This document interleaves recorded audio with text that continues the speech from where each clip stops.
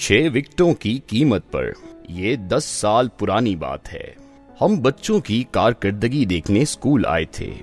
میرے ساتھ ایک شخص بیٹھا تھا۔ اس کے چہرے پر کسی قسم کی ندامت، کوئی پریشانی نہیں تھی۔ میں اس کا اطمینان دیکھ کر پریشان ہو گیا۔ وہ بچے کا رزلٹ کارڈ دیکھ رہا تھا، مسکرا رہا تھا اور ٹیچر کو یقین دلا رہا تھا ہم اگلی ٹرم میں امپروو کر لیں گے۔ جبکہ میں کبھی اپنے بچے کا رزلٹ دیکھتا تھا، اپنے بیٹے کی طرف دیکھتا تھا، اس شخص کی طرف دیکھتا تھا، اس کے بیٹے کی طرف دیکھتا تھا اور پھر دائیں بائیں دیکھتا تھا۔ میرے بچے کے نمبر بہت کم تھے۔ میں اس پر نادم بھی تھا اور پریشان بھی، جبکہ میرے ساتھ بیٹھے صاحب کا بیٹا 7 مضامین میں فیل تھا، لیکن ان کے چہرے پر کسی قسم کی پریشانی نہیں تھی۔ ان کا بیٹا بھی مطمئن تھا۔ میں دنیا کے اس عجیب و غریب باپ بیٹے کے رسپانس پر حیران تھا۔ ہم سب اپنے بچوں کی وجہ سے پریشان ہوتے ہیں۔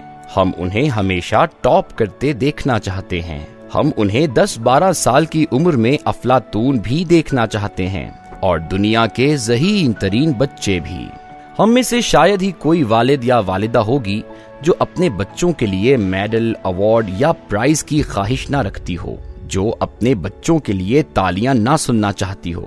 لیکن جب ہمارے بچے فیل ہو جاتے ہیں، یا ان کے نمبرز کم آتے ہیں، یا یہ آخری درجوں میں پاس ہوتے ہیں، تو ہماری خواہشوں کو دھچکا لگتا ہے اور ہم پریشان ہو جاتے ہیں۔ میں بچوں کی وجہ سے 14-15 سال اسکولوں کے چکر لگاتا رہا۔ میں نے ان 14-15 برسوں میں بڑے بڑے مشہور، نامور اور ترم خان قسم کے لوگوں کو ٹیچرز، ٹیوٹرز اور پرنسپلز کے سامنے روتے دیکھا۔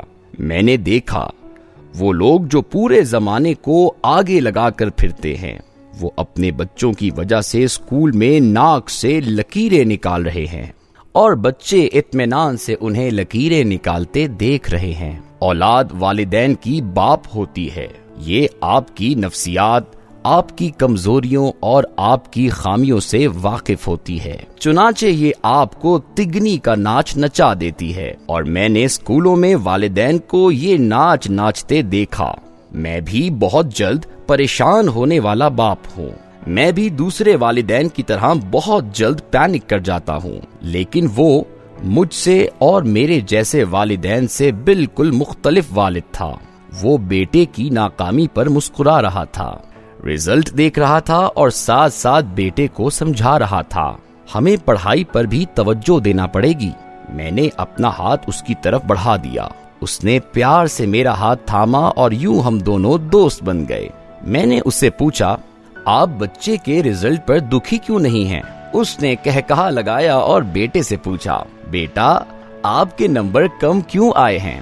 اس کے بچے نے بڑے آرام سے جواب دیا، پاپا میں نے پڑھائی نہیں کی تھی۔ اس نے پوچھا، کیوں؟ بچے نے جواب دیا، میں ویڈیو گیمز کھیلتا رہا اور فلمیں دیکھتا رہا۔ اس نے بیٹے سے پوچھا، آپ اب کیا کرو گے؟ بیٹے نے جواب دیا، میں 6 مہینے فلمیں نہیں دیکھوں گا، ویڈیو گیمز بھی نہیں کھیلوں گا اور پڑھائی پر توجہ دوں گا۔ اس نے بچے سے پوچھا، کیا آپ ٹاپ کر جائیں گے؟ بیٹے نے انکار میں سر ہلایا اور بولا، نہیں، بہت مشکل ہے، میں 10 سے 15 کے درمیان کوئی پوزیشن لے لوں گا۔ باپ نے پوچھا، کیوں؟ بیٹے نے جواب دیا، پاپا میرے کانسیپٹ کلیئر نہیں ہیں، مجھے فزکس، کیمسٹری اور میتھ کی سمجھ نہیں آتی، رٹا لگانے سے آپ نے منع کر رکھا ہے، چنانچہ میں پہلی پوزیشن حاصل نہیں کر سکوں گا۔ اس نے مکالمہ ادھورا چھوڑا اور میری طرف دیکھنے لگا، اور میں باپ اور بیٹے کی اس عجیب و غریب گفتگو کو حیرت سے دیکھ رہا تھا۔ وہ بولا، تعلیم اور تربیت میں جسم اور روح کا تعلق ہوتا ہے۔ تعلیم جسم ہوتی ہے اور تربیت روح۔ دنیا میں جس طرح روح کے بغیر جسم زندہ نہیں رہ سکتے، بالکل اسی طرح تربیت کے بغیر تعلیم بھی بے معنی ہے۔ ہم اپنے بچوں کو مہنگی تعلیم دلاتے ہیں، ہم انہیں مہنگے اسکول، مہنگے ٹیوٹر اور مہنگی کتابیں فراہم کرتے ہیں، ہم انہیں مہنگے لباس، گاڑیاں اور خوراک بھی دیتے ہیں، لیکن ہم ان کی تربیت کا بندوبست نہیں کرتے۔ ہم انہیں سچ بولنے، اپنی ناکامی کو تسلیم کرنے، اپنی خامیوں کو سمجھنے، ارادہ کرنے اور مستقبل کی منصوبہ بندی کرنے کی تربیت نہیں دیتے۔ ہم انہیں آہستہ بولنے، دوسروں کی رائے کا احترام کرنے، برداشت کرنے، فٹ پاتھ پر چلنے، دوسروں کو راستہ دینے، سرخ اشارے پر رکنے، سلام میں پہل کرنے، سچ بولنے اور تمام لوگوں کو اپنے برابر سمجھنے کی ٹریننگ نہیں دیتے۔ وہ رکا اور دوبارہ بولا، لیکن میں نے اپنے بچوں کو یہ ٹریننگ دے رکھی ہے۔ ان کے نمبرز کم آ جاتے ہیں، یہ فیل بھی ہو جاتے ہیں، لیکن یہ کسی کے ساتھ بدتمیزی نہیں کرتے، یہ کسی کا حق نہیں مارتے، یہ کسی مجبور، کسی معذور کا مذاق نہیں اڑاتے، یہ ہارن نہیں بجاتے، یہ فٹ پاتھ پر نہیں تھوکتے، یہ منہ کھول کر جمائی نہیں لیتے، یہ چوری نہیں کرتے اور یہ جھوٹ نہیں بولتے۔ وہ رکا اور بولا، میرے بچے نمبر کسی بھی وقت لے لیں گے، یہ کسی بھی وقت پڑھنا شروع کر دیں گے، لیکن اگر ان کی تربیت کا وقت گزر گیا تو یہ زندگی میں کبھی اچھے انسان نہیں بن سکیں گے، یہ حوصلہ مند نہیں ہو سکیں گے۔ آپ خود سوچئے، اگر امتحان میں ٹاپ کرنے والا بچہ بدتمیز ہو، وہ ظالم ہو، وہ انسان کو انسان نہ سمجھتا ہو، وہ دھوکے باز اور جھوٹا ہو، تو آپ اسے کتنی دیر برداشت کریں گے؟ آپ اس کا کتنی دیر احترام کریں گے؟ میں خاموشی سے سنتا رہا۔ وہ بولا، ہم دوسروں کو کامیابیوں، سرٹیفکیٹ، ایوارڈز اور تمغوں کی وجہ سے پسند نہیں کرتے، ہم انہیں ان کے بیہیویئرز کی وجہ سے پسند یا ناپسند کرتے ہیں۔ مگر پاکستان کا کوئی اسکول بچوں کے بیہیویئرز پر توجہ نہیں دیتا۔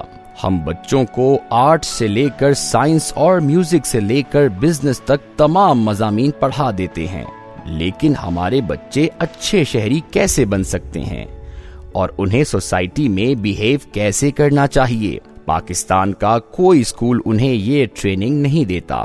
پاکستان کے کسی اسکول میں بیہیویئرز کا مضمون نہیں پڑھایا جاتا۔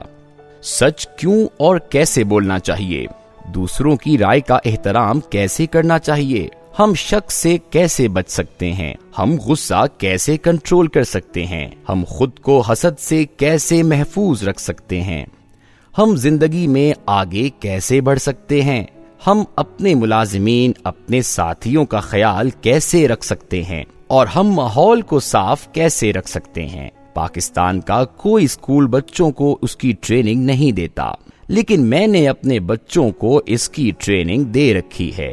میں نے تربیت کو تعلیم پر فوقیت دی ہے۔ میں نے اس سے پوچھا، آپ کے دل میں کبھی یہ خیال نہیں آیا آپ کا بیٹا ٹاپ کرے؟ اس نے کہا لگا کر جواب دیا، میرے دل میں بھی یہ خواہش پیدا ہوتی ہے، لیکن پھر مجھے عرفہ کریم رندھاوا یاد آ جاتی ہے۔ یہ پاکستان کی ذہین ترین بچی تھی۔ عرفہ نے 2004 میں 9 سال کی عمر میں مائکروسافٹ سرٹیفائیڈ پروفیشنل MCPS کر کے پوری دنیا کو حیران کر دیا۔ یہ دنیا کی کم عمر ترین سافٹ ویئر انجینئر تھی۔ بل گیٹس نے اس کی ذہانت سے متاثر ہو کر اسے امریکہ بلوایا۔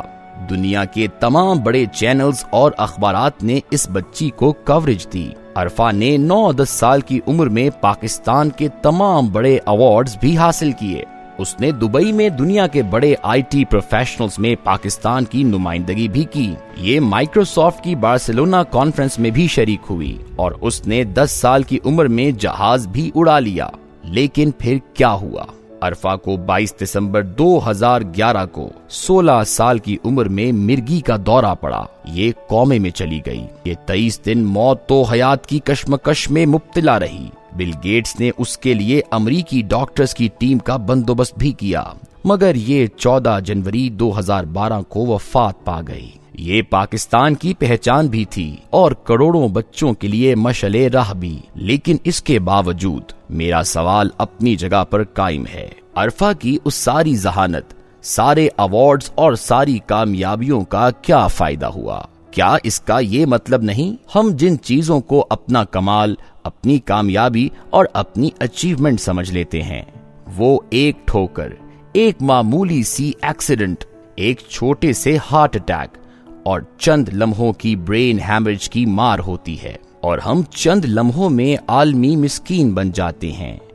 ہماری کامیابی، ہماری اچیومنٹ ترس بن جاتی ہے۔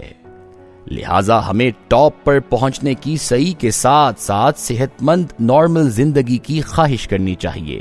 ہمیں ہائی ویلیوز کے ساتھ چھکا ضرور مارنا چاہیے، مگر زندگی کی 6 وکٹوں کی قیمت پر نہیں، کیونکہ آپ کامیاب ہو کر عبرتناک انجام کا شکار ہو گئے، یا آپ ٹاپ کرنے کے بعد بدتمیز ہو گئے، تو اس کامیابی کا کوئی فائدہ نہیں ہوگا، یہ بے معنی ہوگی۔